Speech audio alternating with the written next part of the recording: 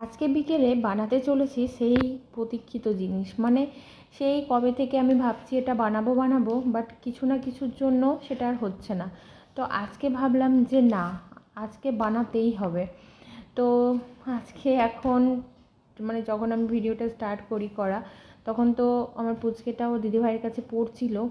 আর এইদিকে তোমার দাদাভাই আজকে একটা সিনেমা ডাউনলোড করার জন্য বসিয়েছিল, সেটাই আমাকে মাঝে মাঝে চেক করতে হচ্ছিল যে আদৌ ঠিকঠাকভাবে আপলোড হচ্ছে কি না।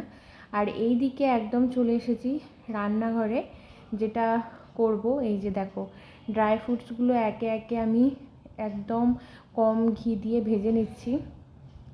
প্রথমে দিয়েছিলাম হচ্ছে কাঠবাদাম, তারপরে হচ্ছে দিলাম আখরোট, তার সাথে দেব বাদাম। এরকম করে আস্তে আস্তে ভালো করে ভেজে নিব। কিছুক্ষণ ভেজে নেওয়ার পরে দিয়েছিলাম হচ্ছে কাজু বাদাম। এগুলোকে আস্তে আস্তে এগুলো ভালো মতো ভেজে নেওয়ার পরে আমি এটাকে মিক্সিতে ব্লেন্ড করব। আর এইদিকে দেখো নিয়েছি হচ্ছে কিশমিশ আর খেজুর। এখানে একটু বাটার নিয়েছিলাম, এই যে এই সিডগুলোকে হালকা ফ্রাই করব, তার জন্য এখানে অনেক রকম সিড রয়েছে।